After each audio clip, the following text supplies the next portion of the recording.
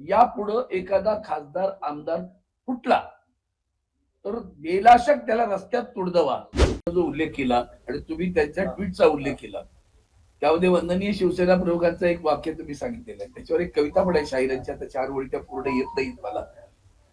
ती सत्तेची रखेली असं ती कविता आहे, यांची शाहिरांचं आहे ते थोडा.